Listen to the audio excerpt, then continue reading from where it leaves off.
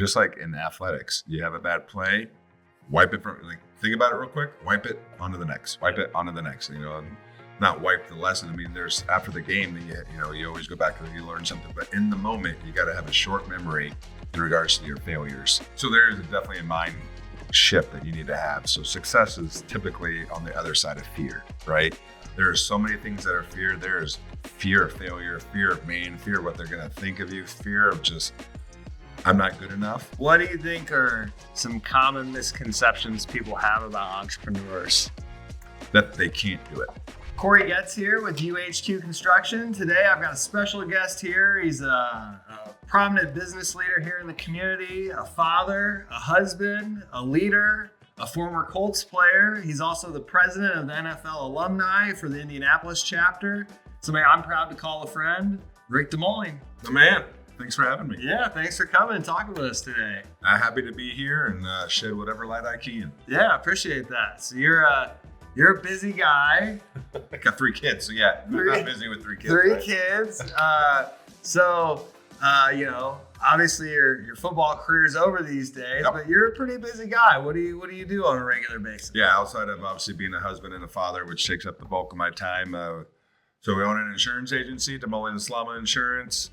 Like you said, president of the NFL alumni chapter, so that keeps me busy and just try to invest wherever I can. I love real estate and I try to swing the golf club every once in a while, but not a lot of time for that. No? Have you been playing much this year? I have not. No. 1, not enough time. 2, it hurts. Oh, really? That body always hurts. Oh, man. Sorry to hear that.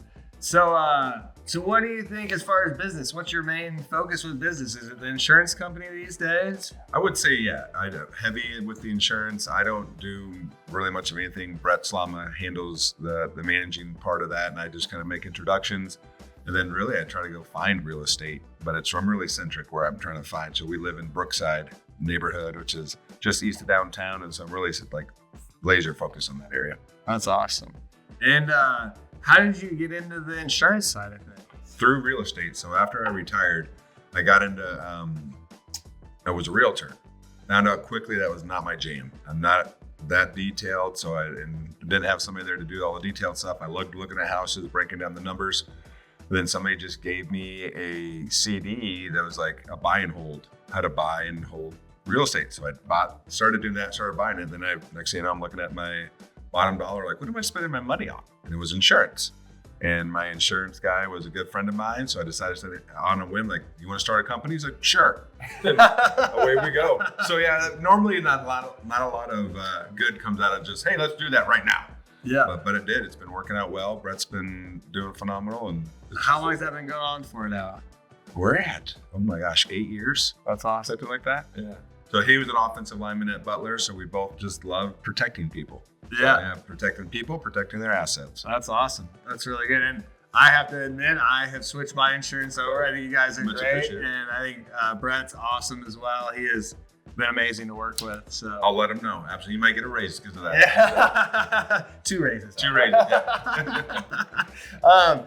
So there's a lot changing in insurance though right now, right? It is a very, I don't want to say the word volatile, but it is very, what's going to happen? Where's it going? Rates seem to be climbing pretty steady. And so it's just really, we encourage people to go after whatever value you can. I mean, it's not going to probably be the premium side. It's going to be more on the service side. Like, who you feel comfortable? Are you being protected?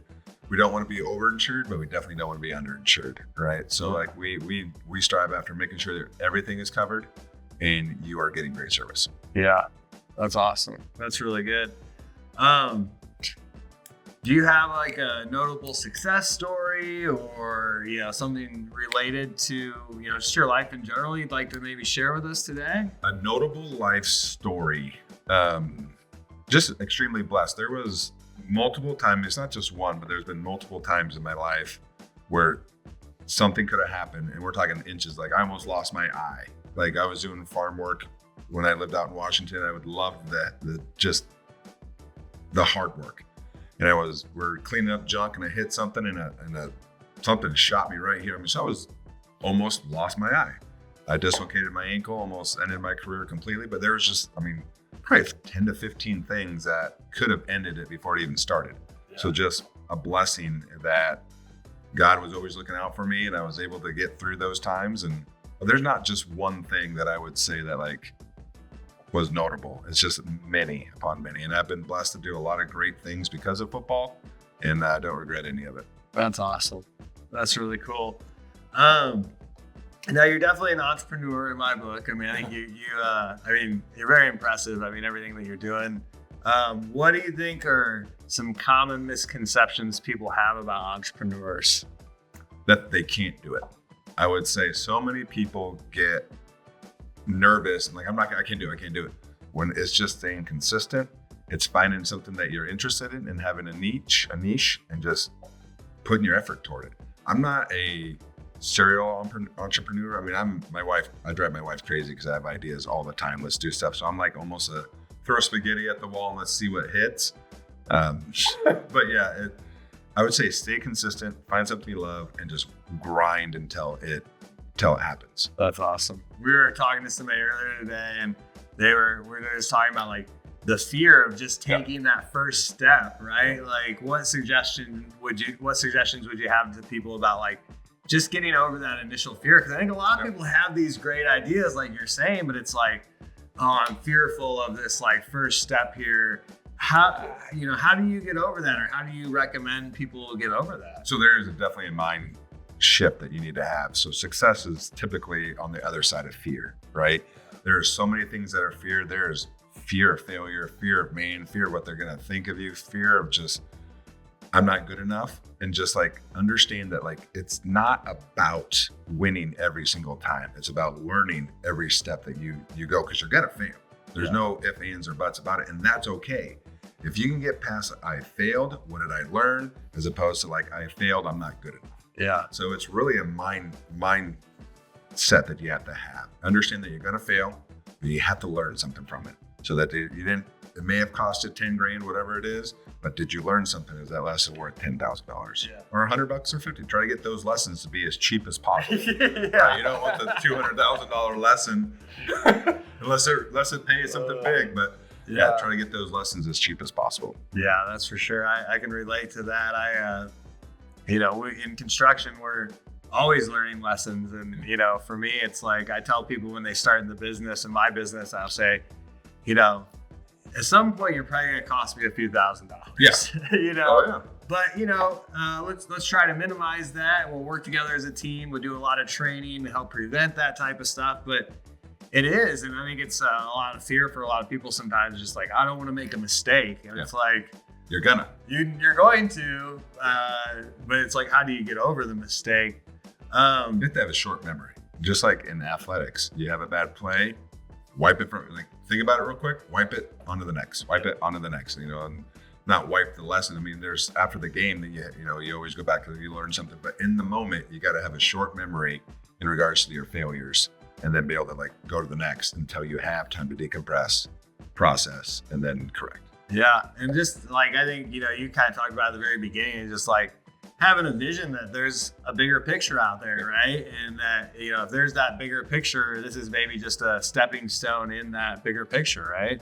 For sure. I mean, you start, like I like to tell people, start with the end in mind, right? You don't want to, and I struggle with this personally, so it's more preaching to myself. I typically just go barreling in and like, okay, we'll figure out the end. But instead of like, whatever I get into, like try to figure out what do I want this to look like when I'm retired, and then work backwards. Yeah. Right. And I drive my wife crazy because I don't always do that. I'm like, it's going to work out. Don't worry. That's all I tell her. And she's like, what? And so she just kind of lets me be most of the time now. Yeah, that's awesome. I'm a big Tony Robbins guy, and I think the way he describes it is the why. What's your why? And why am I doing that? And trying to keep that in mind, and I think that's great.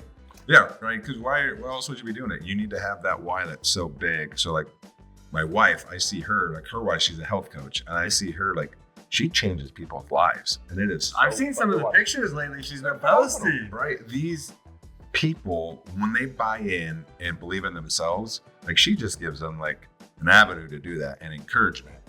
And watching people change their life is so inspiring, and they change it dramatically. And so many people start. I mean, you talk about like what can you change to over that first failure? Like there's so many people that are trying to get healthy that are afraid to take that step because they're afraid to fail and not have any confidence in themselves.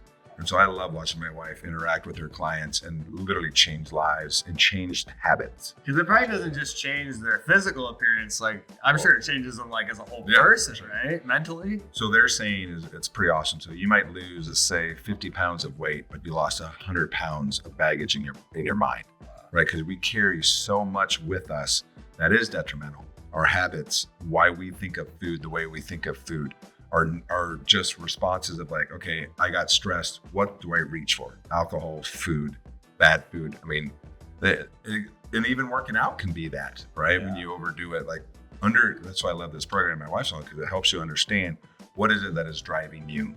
One, to do what you want to do, then two, what habits are preventing that. And let's break through and talk about those. Yeah. And there's just, I think, so much opportunity in what she's doing right now because, I mean, it's like #1 killer in America, heart disease, right? Completely preventable, right? Yeah. And then we see diabetes now where, like, you know, they say diabetes isn't curable, but people have been able to reverse it by changing their diets. And so I'm not saying it's curable, but I mean, it's amazing to see what some people have been able to do by just changing their eating habits. And the big thing is when people are like, I need to change this, and this, and this. No, start with one, then just knock down each one.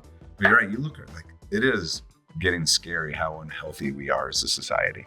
Right? You just walk around and it's difficult. Yeah. It's hard to see. And then what hurts my heart is just seeing like they're so self-conscious. They don't do anything that requires them to move, doesn't require anything to them to like go swimming or like be vulnerable. Yeah, that's hard to see. And I mean, I get concerned.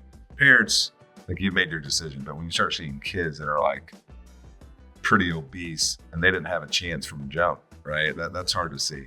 So I was talking to somebody recently that works in one of the food banks, and they said that in Indianapolis, in our central Indiana area, 20% of children in Indianapolis are malnourished. They're not getting the food they need on a regular basis.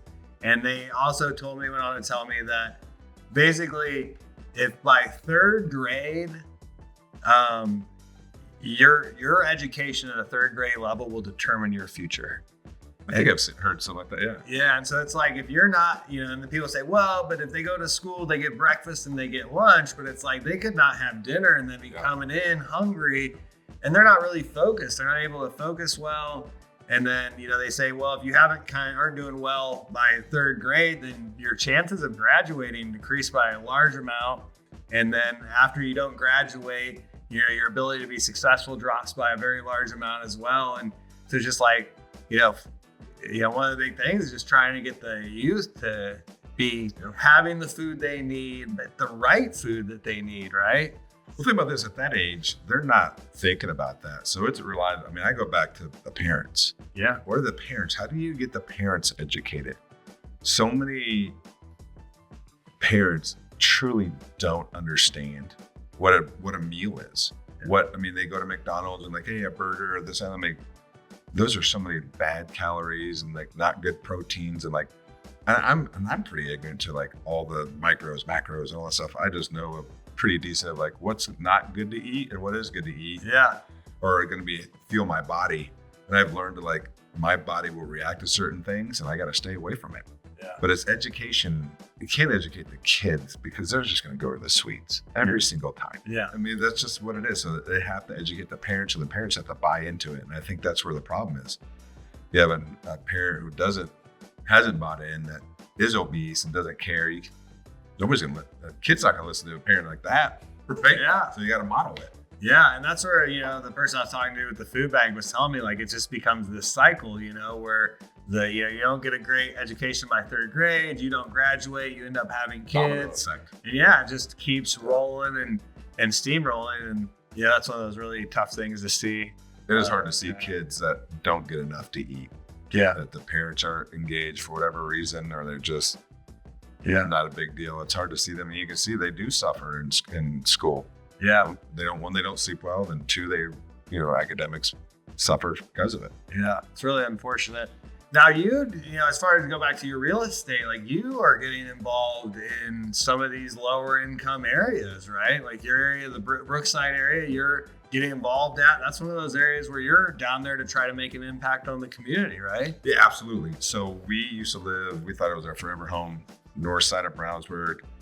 Going to be great for us, 7.5 acres, a pool, a pond, and perfect for us. But we were just finding that we were starving for community.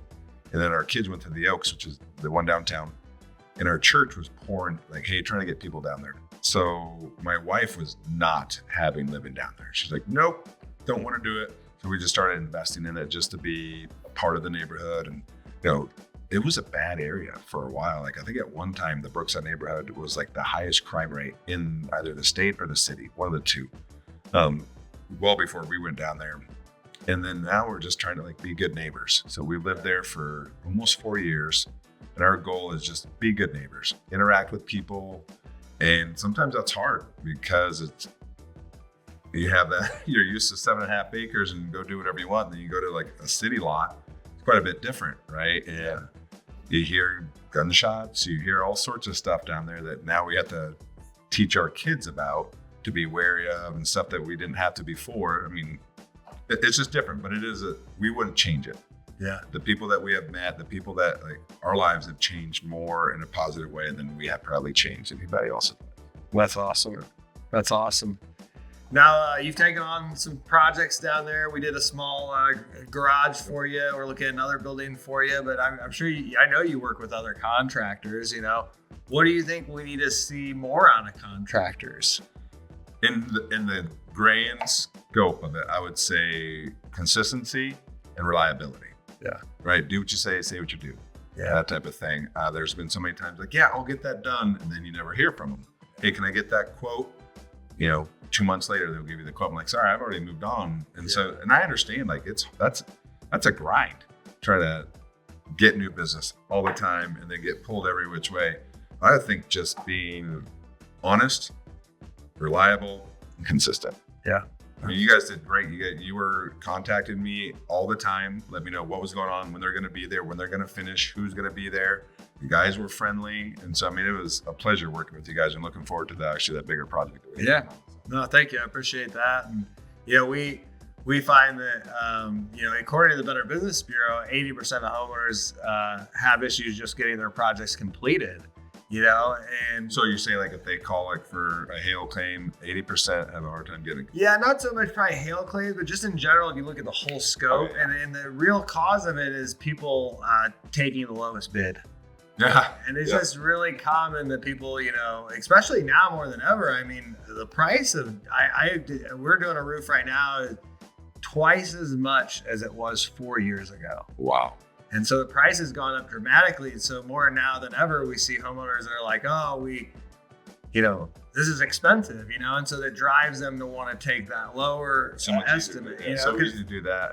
Because I think a lot of I think a statistic I heard recently was 5 years ago, if you want to buy a house 5 years ago versus today, an average house, you need to make twice as much money as you did 5 years ago. And I don't know many people making twice as much money. Well, that's the thing, right? The inflation has gone up dramatically, but the income has not followed.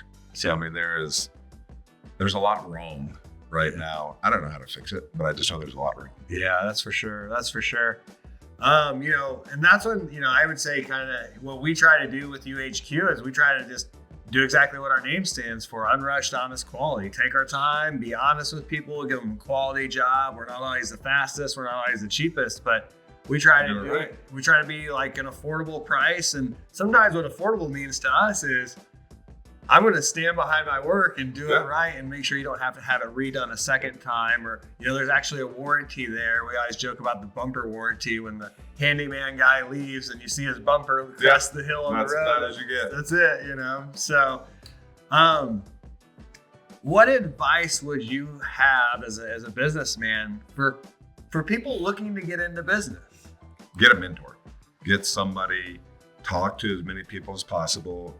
The thing about the internet, as much as I dislike social media, the internet, just because of many different reasons, there's a free education out there. There's nothing you can't learn on there. Get on there, do all the due diligence you can, find somebody that's been there and done that, and just don't ask for anything from them except for like, hey, I'll give you my time if you teach me. Yeah. There's so many people that aren't willing to put themselves out there because they're afraid of being told no.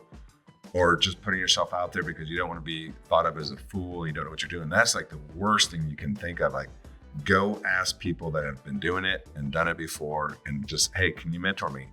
Yeah. Figure out something that works for both of you. Give of your time to help them, and they're going to give of theirs. So that's the number one thing. Find somebody that's already done it before, because you'd be light years ahead of where you are if you try to figure it out yourself. Absolutely. That's great advice. Have you had a mentor in the past then? YouTube. Yeah. And I'll tell you what, like YouTube and all the podcasts and stuff like that, it's amazing. Like I got on Bigger Pockets and just devoured everything I could. Then there were people in the office. We owned at one point a real estate agency, and I just asked, hey, what do you think of this deal? Why do you think that's a good deal? Why do you not think it's a good deal? And what do you look for? And just questions that you don't have an answer to. Many people want to offer that help because it makes them feel good. Yeah. Right? I've never once been asked a question, then be like, man, what a fool for asking me that. I was like, all right, that made me feel, I was more egotistical, being like, that made me feel good. They thought enough of me to ask the question. Yeah. So yeah, ask as many questions as possible and find a mentor. That's awesome. That's really good advice.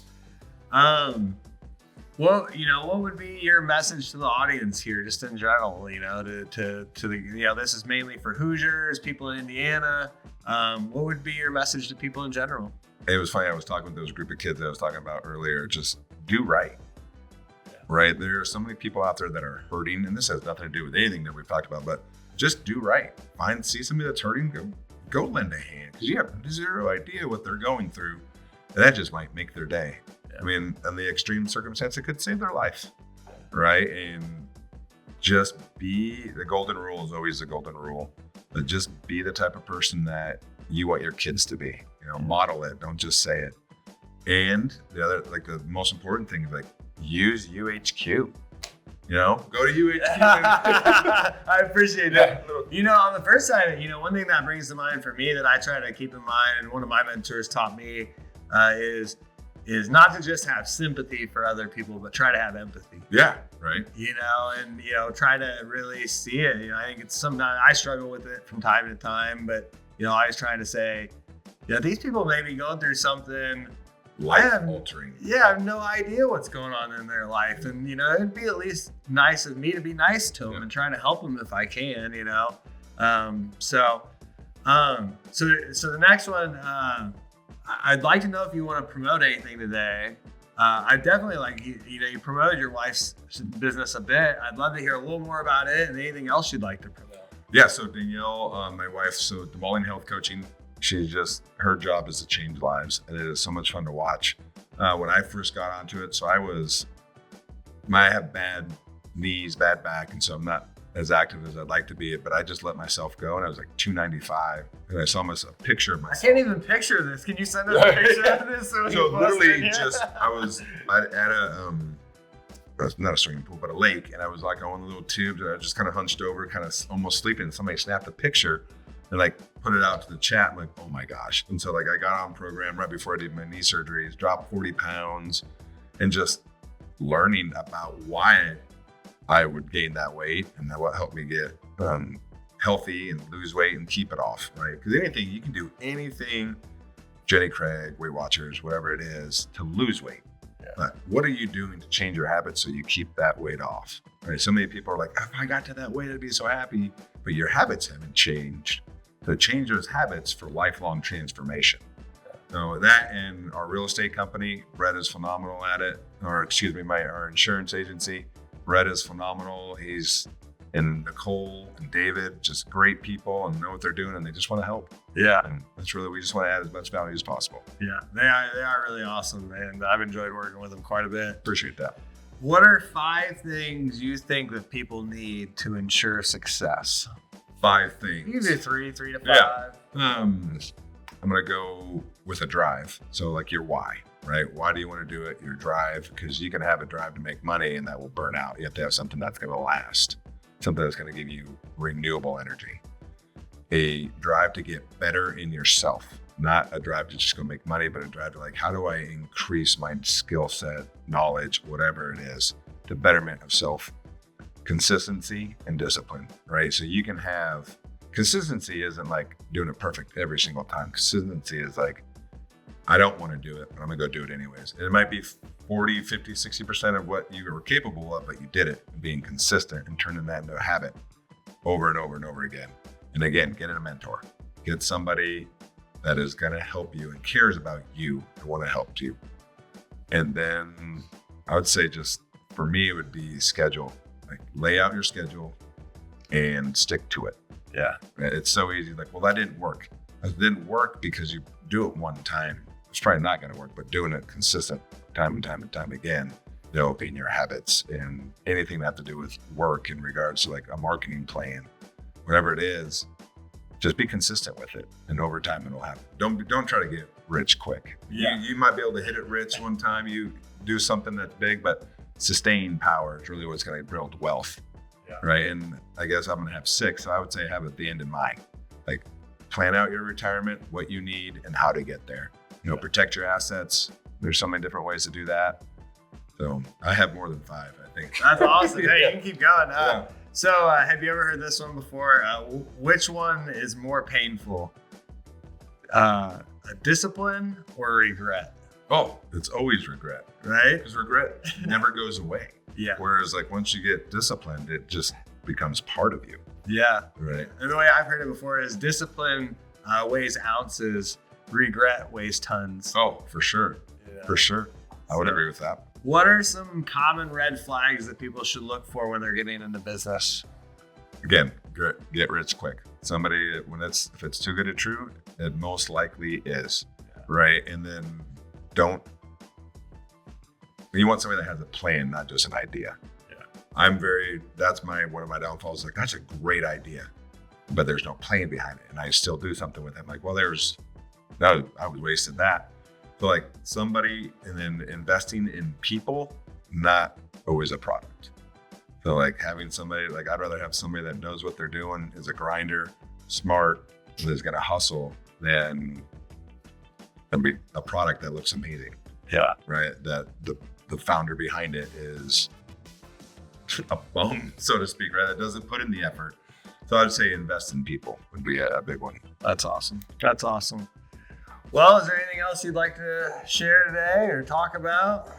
Let's see. Go Fever. Go Fever, yes. Go Fever. Well, I'm jacked up about the Colts. I'm always very bullish on the Colts.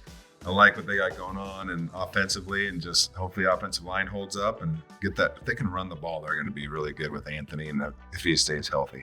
So I always love how the Colts go about their business. So it's fun to watch. Yeah. That's about it. Let's see. Looking forward to the golf outing coming up next Yep. week. And this will probably come out after the outing's been going on. Nice. But and then are you doing another outing with We're the going to try alumni? 2. So the alumni, so obviously what we're going to next week is the alumni PA. So the Yeah, PA PA. side, and I'm part of the alumni side. Thinking about it, but it's just so much work. Yeah. And with 3 kids, I don't want to put a product out there as far as a golf outing that's trash Yeah. and then put my name on it. I did that once and I was like, yeah, I felt really bad about it. Yeah. So I hope to. If I do, it will probably be the end of September.